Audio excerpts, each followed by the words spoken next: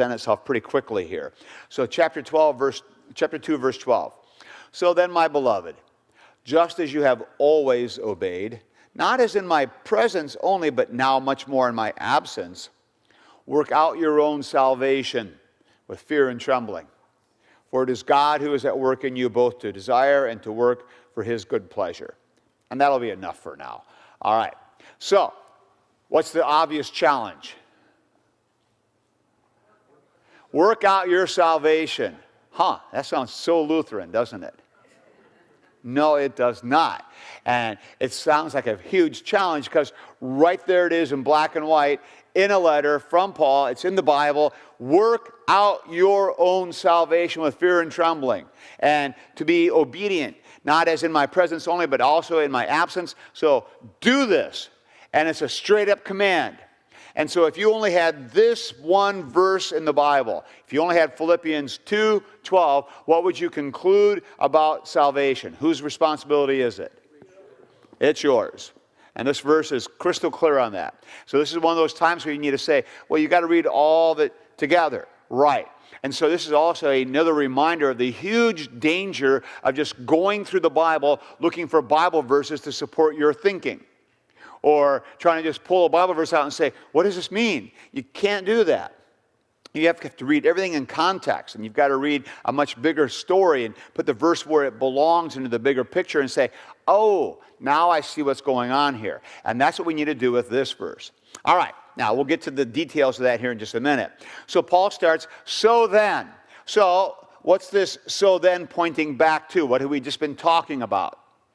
What was the previous stuff we just spent a couple of weeks on in the verses right before this? What were we talking about? What was Paul talking about?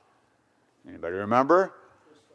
Christology, what Jesus had done, the narrative of Jesus Christ, the salvation story. And the phrase we like to use theologically is he was telling the economy of salvation. The economy of salvation. And when I say economy of salvation, what's that mean? I'm giving you doctrinal lingo here because I want you to be proficient. Make sure you tithe. That's exactly what we're talking about. No, this is why I keep on bringing these things up again and again and again. And it's nice when people tell you what you expect to hear. So, the economy of salvation. I need to spell that right. Let's get this. All right, good. There. This is always hard because I've got this little ledge here and I have to write downhill, and anyway. So that's my excuse. Yesterday I was writing something for somebody, and you've seen my writing, okay? And I made some comment about, it's not the best, and he said, I think your handwriting's beautiful. And I almost fell off my chair because in my entire life, no one has ever called my handwriting beautiful. And perhaps their eyesight was failing them. It could well be they were a little older, so I don't know. But I've never heard that in my life. But I just thought, so I've got corroboration. Somebody appreciates how I write. Not many do. All right, so the economy of salvation. What are we talking about with economy? What do we mean by this? Yes.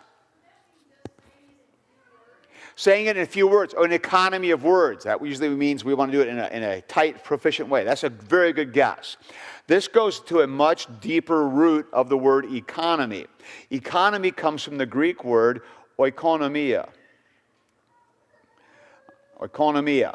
And this is the combination of two words in Greek, which is often the case. We do the same thing all the time in English, make compound words. And so the first word is oikos, and oikos in Greek means house, all right, or household. That's the oikos. And nomia, the root for that is nomos. Anybody remember? I've told you this before. What's nomos mean in Greek? No one remembers today? Remember you told us. I've told you, yes. Yeah. Nomos is law. All right. So oikos, nomos, oikonomia is household law. In other words, what we're getting at here is not the laws of the house, kind of that. It's like how things work around here, the structure of things. And so, and you got to get just a little bit of wider understanding here. In the Greek world, the household meant kind of like we would say the farm or the estate, okay? So think about a household, an estate, a farm.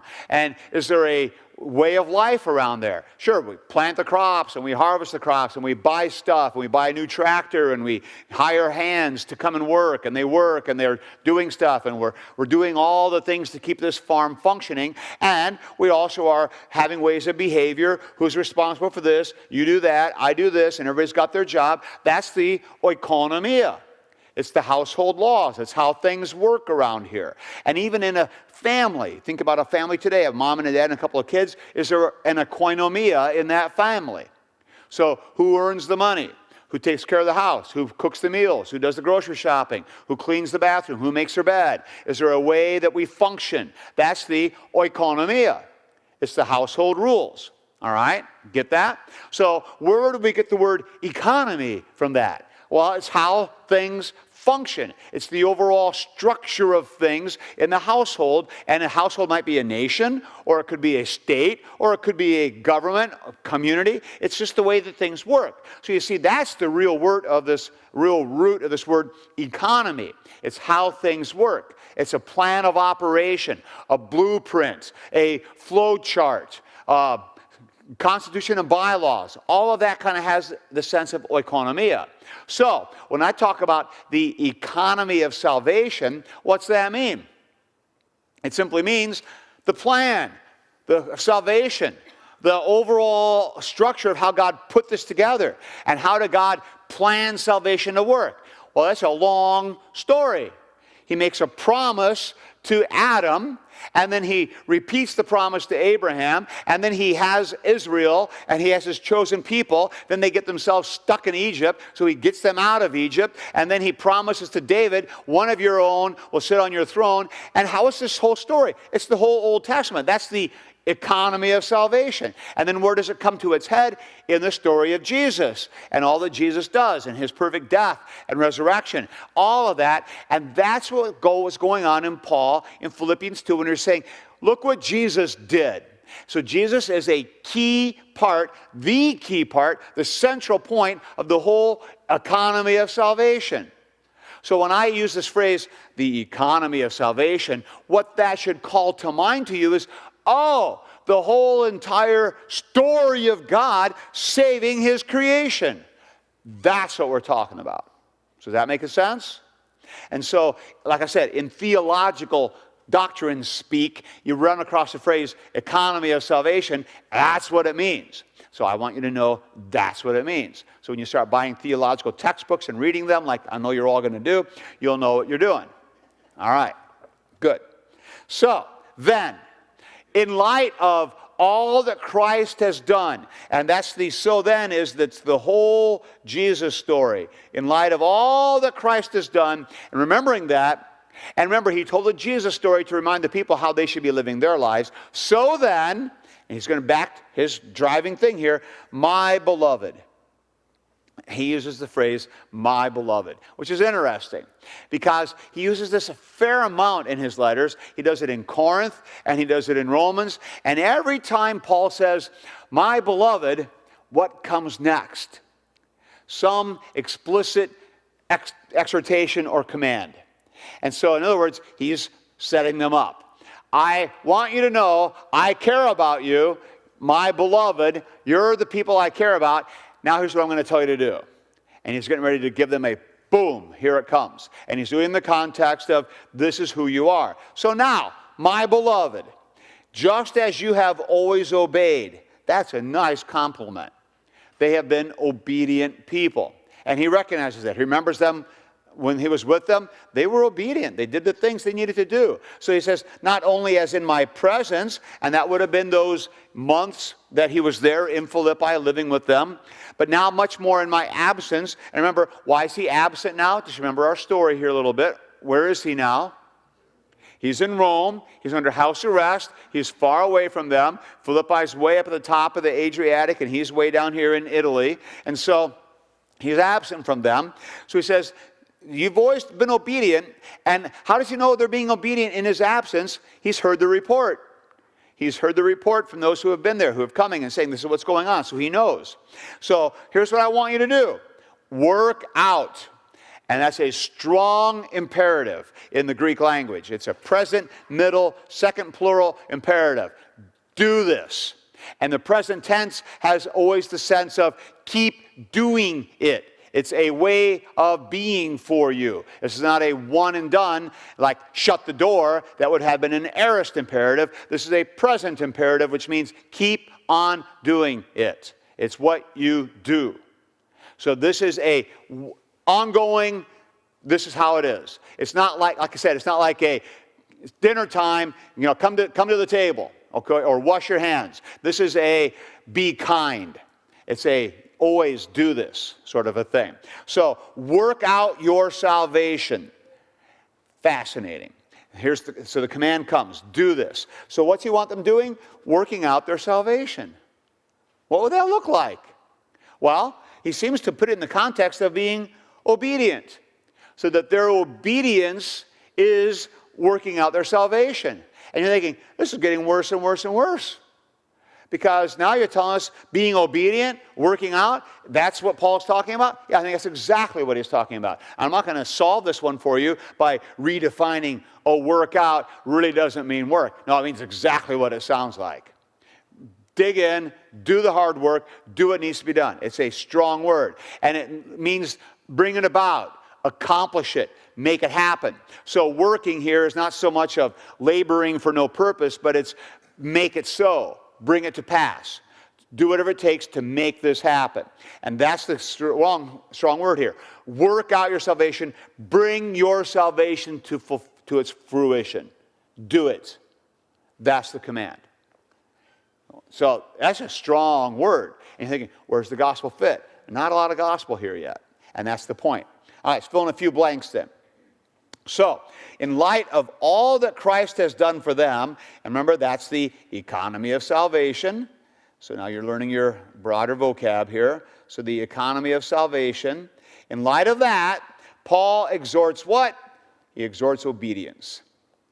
Obedience. And obedience is not a word, frankly, we hear a lot in our circles. Just don't hear it. There's an old hymn that we used to sing once in a while in a church I served before, coming from a different tradition. Well, the church didn't, but the hymns does, which is Trust and Obey. Anybody know that song? Anybody grow up Methodist or Baptist? Trust and obey, for there's no other way to be happy in Jesus but to trust and obey. Sounds very Lutheran, doesn't it? That's why it's in our hymnal. Nope, it's not. That one didn't make it. That one's just like, that's too messed up. What do you mean? Trust and obey. And so we don't talk a lot about obedience. But one of the things I like to remind people is that in the book of Concord, in fact, in the Augsburg Confession, Article 6 of the Augsburg Confession, which is kind of a big deal to us Lutherans, the Augsburg Confession at least, Article 6 is titled New Obedience. That's what it's called. And Article 6 is about doing what you need to do, what we might call sanctification. So obedience does fit. We're just not used to it. We've kind of gotten out of the habit of hearing about obedience. And I think this is important. This is why I'm spending time on this, because this is Paul telling us, I want you to be obedient. Yes? As I read this, I would say that in this Lutheran Bible says, do it for God's good pleasure. But I'm looking here to lead this quality life, obeying all the rules, so that you can shine for others to see all right. what Christ does. That's a great way to do this, that you do this and it shines and others can see this and you're witnessing, and that's a good way to read this. And Paul's going to get there, but right now what he's saying is, I want you to work out your salvation, and he says, I want you to do it for your own good, for your own sake. Work out your salvation. That's what he's saying here. Well, your scholars... I know what my scholars at CPH think, yeah. Yeah, I know. Yeah, I know, but where does it say that in here? Where does it say his pleasure? Where is that? Oh, yeah, his good pleasure. Yeah, but that's coming up. That's verse 13. We'll get there in a minute. Yeah. But see, right here, what we've got is work out your salvation with fear and trembling. Boom. And then for it is God's. And so, because that's what you even have here in the Greek, okay? Because you've got a period here after the end of the first phrase. So work out your own salvation, work it out, okay? And do it how? With phobou, kai tromu. And we'll talk more about that in a minute. And then 13 is a gar for God. And so it's a second thought, but it's not a compound sentence. It's another second thought. So I know exactly what my friends think at CPH on that one, but I would disagree and push in a different direction. There's a bunch of new T exegetes, and so they've got their own little world. All right. These words weren't made by CPH. They were made by probably the SEM. Probably, well, yeah, no, yeah, I know who, yeah, it's my colleagues at the SEM who are doing this. It's my new T colleagues. Yeah, I know who they are. Yeah, I know. So there's a period after trembling. There's a period after, yes, well, they have a semicolon in mind, which is pretty good. There's a period. It's a soft break. That's why a semicolon kind of captures it. Yeah. Yeah. But again, keep in mind that all the punctuation is just made up anyway, because there is no punctuation in the original. Yeah. So Paul did not use punctuation when he was writing. That's the primary thought.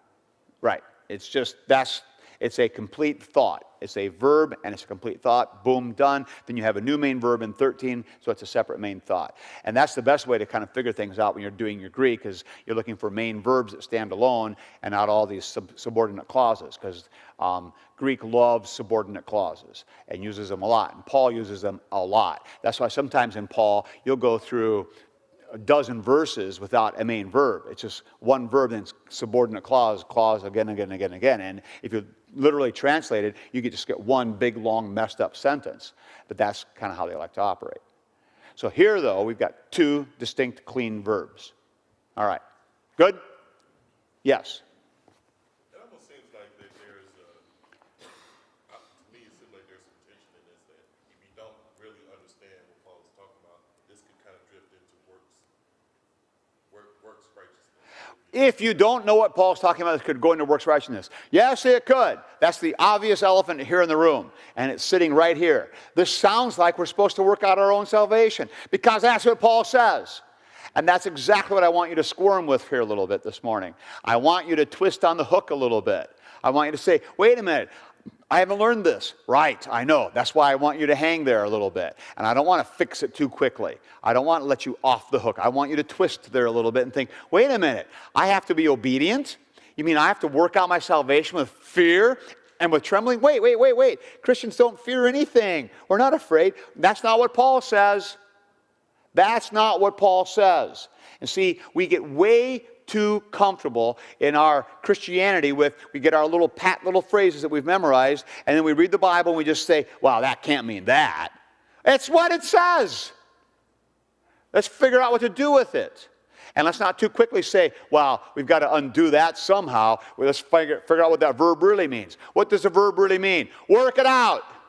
Oh, that's what it means? Yeah. What fear? Fear doesn't really mean fear. Yes, it does. We're not there yet. I'll get there in a minute. So let me get there, okay? Because I want you to be on that hook so hard, and it'd be so uncomfortable you cannot wait to get off that hook.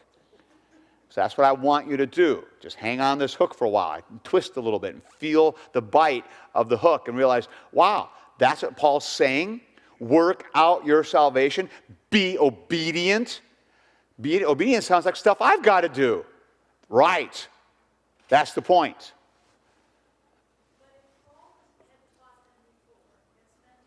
Yeah. He also taught them when Jesus said, but he asked him what's the greatest commandment, and he told him it's about love. Yep. So would they not be thinking that here? If you're working out your salvation knowing that, then you know it's not the Old Testament commandments, it's the new one, love. Well, see, I would agree with what your premise is, but I would also say that the New Testament commandment to love is no different than the Old Testament commandments of all the details. Because the way that love works is by doing the stuff you need to do. You wouldn't do those things that you do not if you love. But he's telling them, he's reminding them to love. Yes, he is reminding them to love, but keep in mind that the word love is not a gospel word. Love is a law word. Okay? And because we hear love and we think that's nice. Yeah, but see, love still expects something from you. And what I mean by a law word, and okay, I've taught this to you guys for a long time, so I'm going to assume stuff, okay? I'm going to assume you know that law is not bad, Okay? That law is a good thing. It's God's will for how we live our lives. And so if law is good, that when I say the love is the law, what I'm just basically saying is love always comes with something you do. And yes, we can talk about, wait a minute, God loves me, and that's gospel. That would be true. That's gospel kind of love. But when we're told to love your neighbor, that's law love. Okay? And is in the context of what God's done for me, sure. But in other words, there's an expectation for behavior here. And that's the whole point I'm getting at. Is when Paul says, work out your salvation in fear and trembling, is there an expectation of behavior on the part of those who are listening? Is Paul expecting these people to do something? Yes, he is. What's he expecting them to do? He's expecting them to be obedient. So he's expecting. And so, why is he doing this? He's doing this because they are the beloved. And you are right to stress this. So they are loved. And who's loving them? Christ is. Who else is loving them? Paul is. Thank you. So they're both loving the Philippians. You're beloved. You're loved by God, and you're beloved by me. I like you guys. Care about you. I want you with me. And I want you to work out your salvation in fear and tremblings so you don't mess up and lose things. That's what Paul's getting at here. All right. Now, so to whom are the Philippians to be obedient? Obey. They're supposed to obey. Who are they supposed to obey? Paul doesn't specify it. Supposed to obey God. Who else are they supposed to obey? Paul. Yeah. Yep. So, and, well, you can go there too. Civil government, sure. And all the other people that you're supposed to obey if you're doing things right. But so this idea of to be obedient, they're being obedient to God's will, and they're being obedient to Paul. Because when Paul was with them and teaching them, he'd say, here's what I want you to do. I want you to set aside some of your money, and I want you to give. Okay, we can do that, Paul. Here's what I want you to do. I want you to honor your wife. And don't do it the way the Romans do it, where you have a trophy wife, and then you have a concubine that you really enjoy life with, and you just have this marriage for convenience. Don't do that. And I want you to be a father who actually cares about his kids and doesn't treat his kids like property, because that's how the Romans operate. Don't do that. So is Paul expecting the people to be obedient to him? Yes. He's teaching them. He expects them to be obedient to him, and he expects them to be obedient to God. And see, a lot of you are thinking, wait, I don't need to be obedient to any man. Yes, you do. Of course you do. People who are authorities in your life and people who teach you. Should you be obedient to your pastor who says, this is God's will for your life? The answer is yes. And so the reason a lot of you are thinking, well, I don't know if I like that, it's because you're American. Stop being so American. And you think like Americans. You think, no one tells me what to do. You know, I have autonomy, I have freedom, I choose. And Paul's saying, no, you don't. Be obedient. Because that's what good creatures do. Be obedient. And what are you being obedient to? God and to Paul. And so, why might this be hard for people to accept? Just look in your heart and tell me what you see. Because they can't do it. Okay, it can't be done. So it can't be done. That's part of the problem. Why else is this hard? I just touched on it.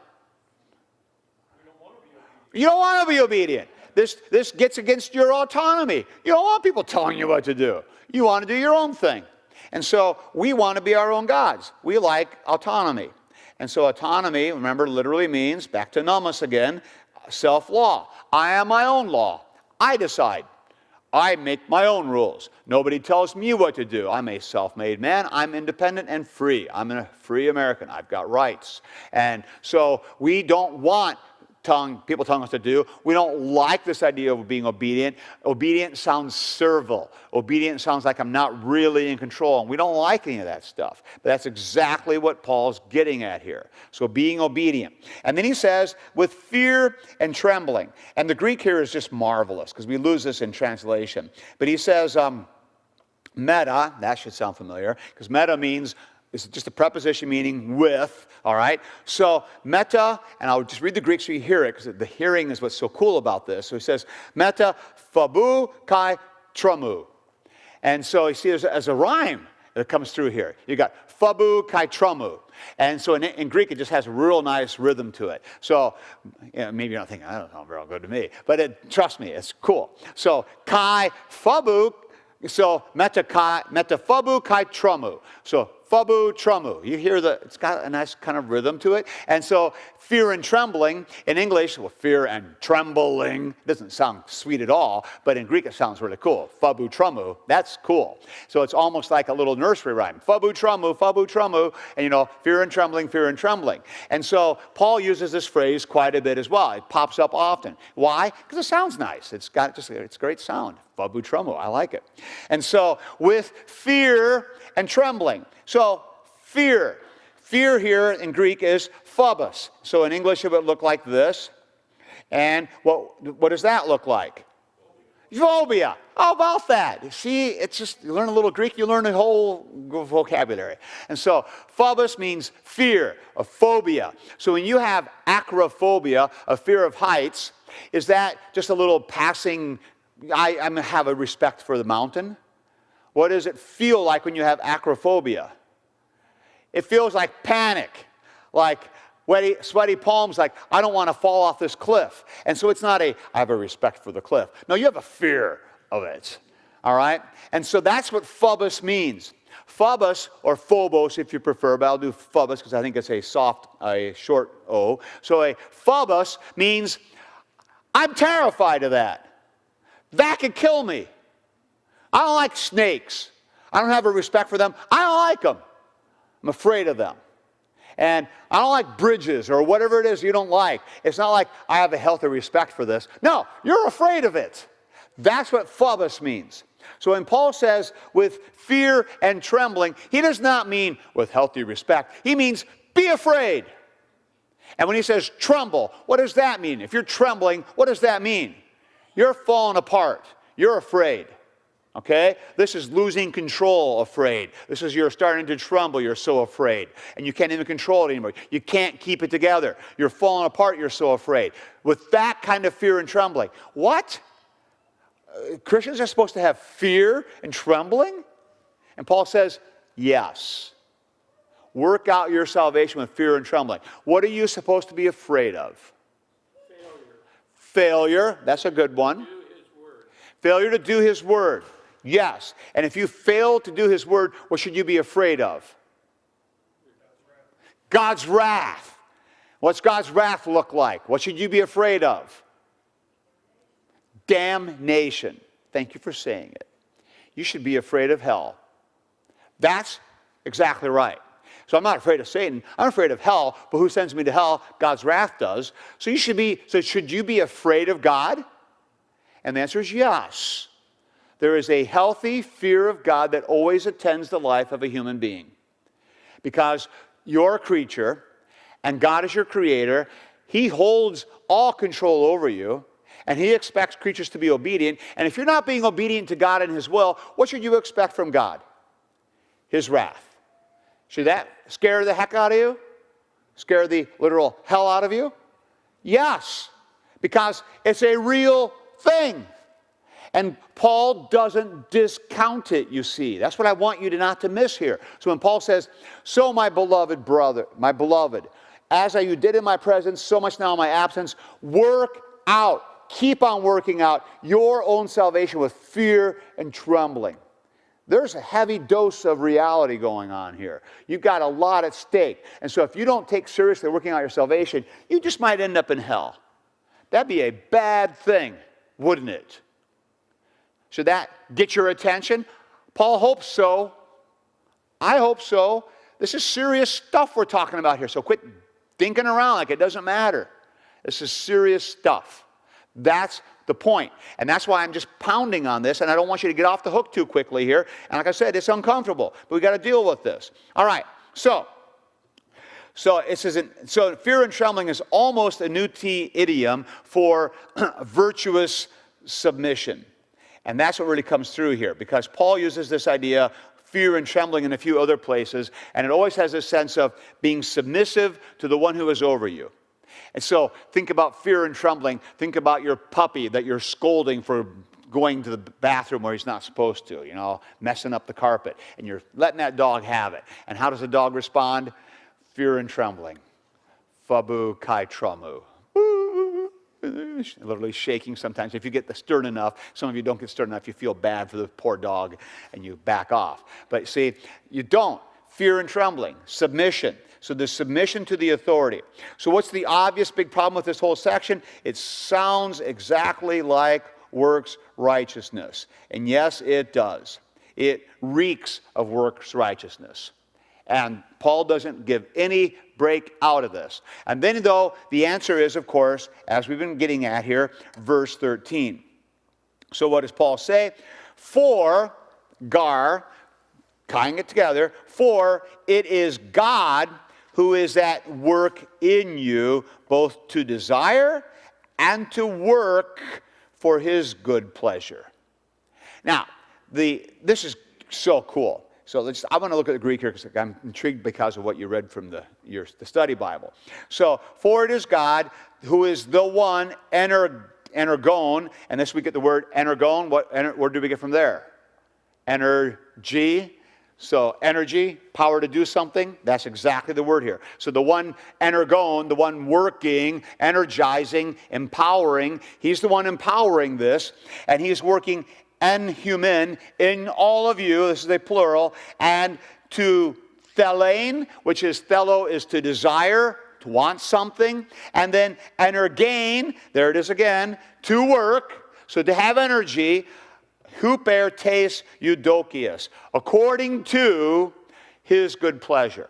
And so the huper is vague enough to be, this could be according to what God likes doing. It's my good pleasure. I like doing that for you. I'm going to do this for you. I'm going to accomplish this. Or it could be you who are working. Why? To glorify God, to his good pleasure. And the phrase here, the prepositional phrase, is vague enough you could read it both directions. And so I'm pushing back even harder against that, to say that, well, this is God's good pleasure means we're doing it for God's pleasure. Well, it could just mean God's doing it because he likes doing it for you. It could mean that too. So what we have going on here in verse 13 is this marvelous conjunction of these two things. I'll let you read it in English again. So work out your salvation. Why? Well, what's the follow-up? It is God who's at work in you. That's so cool. Because 13 just changes the whole dynamic. Who's the one who's giving you the energy to do this work? God is. And who's the one who is at work in you? God does it.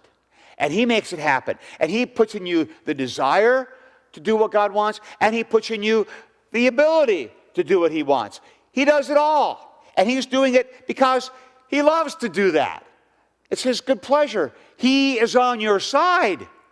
So while you have this fear and trembling of God, God's saying, I'm here. I care. I love you. You're going to get it done. Yeah, I tell you to be obedient. Who's going to make you obedient? God will. He says, yes, I want you to work out your salvation. Who's going to give you the energy and the ability to work it out? God is. And so we have this wonderful juxtaposition of the two realities of the Christian life. Who is on the hook to work out their salvation and to give everything they've got to be obedient to God's will? Whose responsibility is that? It's yours. It's yours. God has given it to you. You're accountable. And on the other hand, who is going to see that it happens? Who's doing it all? Who's making it all happen? Who's doing that? God is. And so both of these things are here simultaneously. You're absolutely accountable for what you do, and God does it all.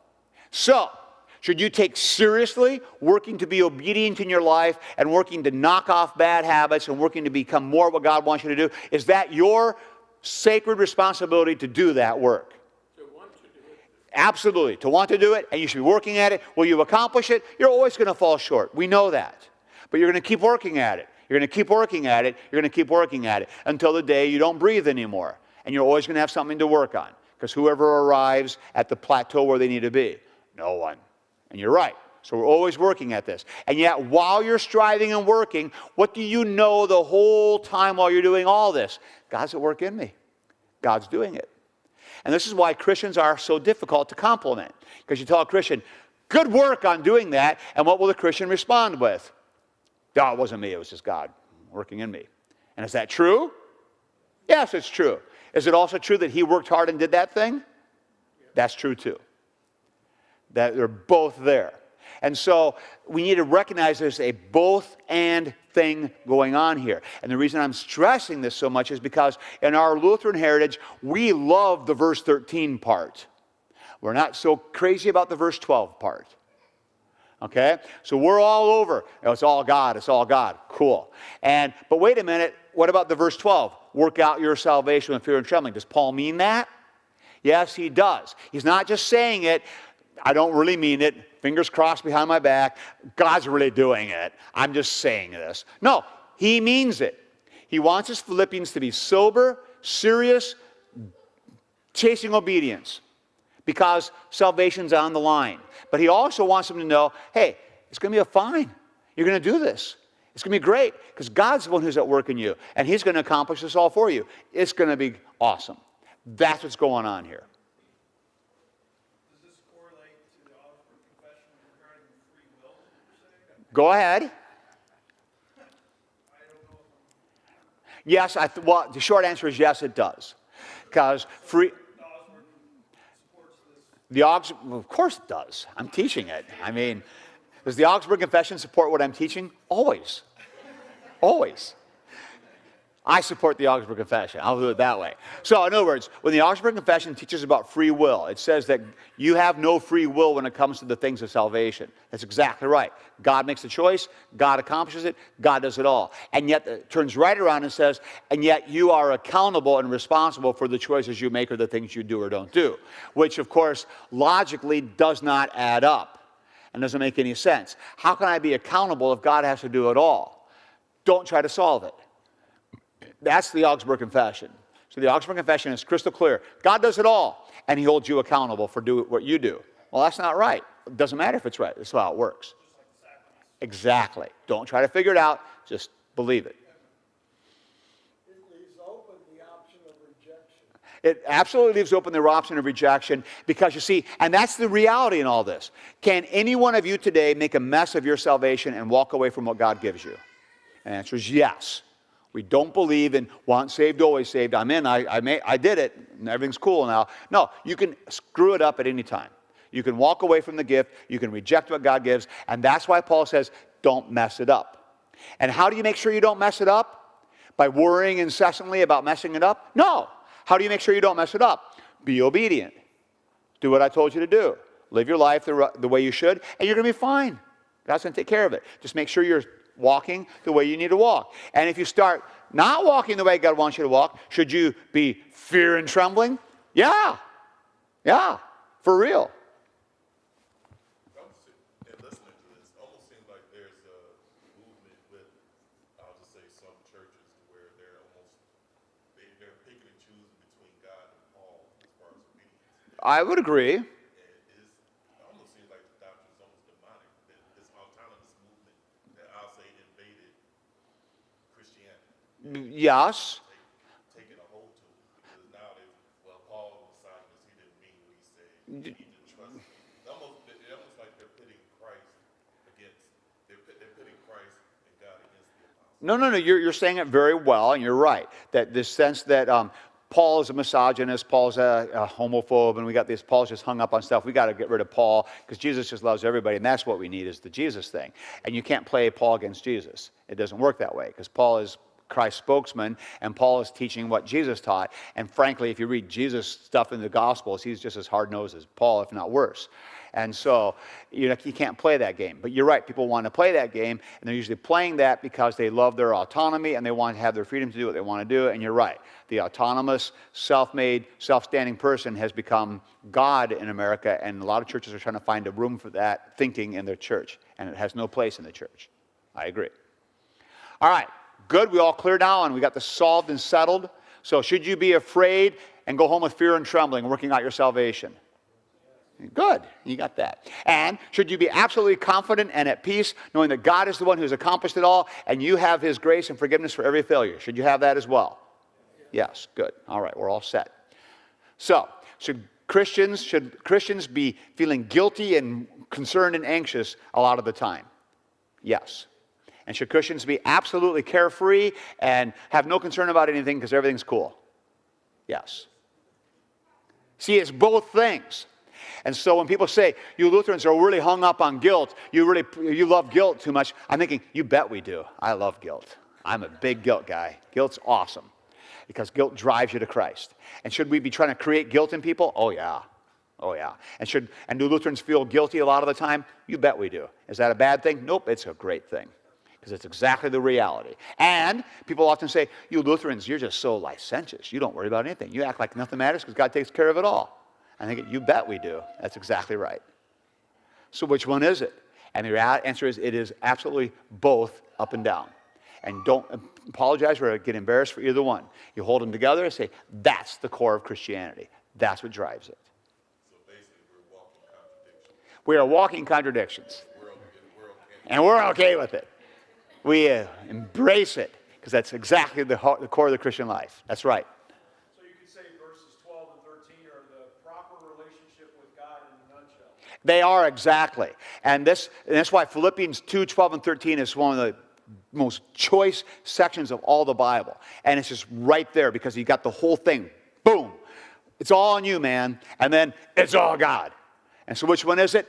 They're right there. And so you don't even have to go looking through, well, if we balance this with what Paul said in Ephesians, you don't even need to leave the book. You don't even need to leave the chapter. It's right there verse by verse.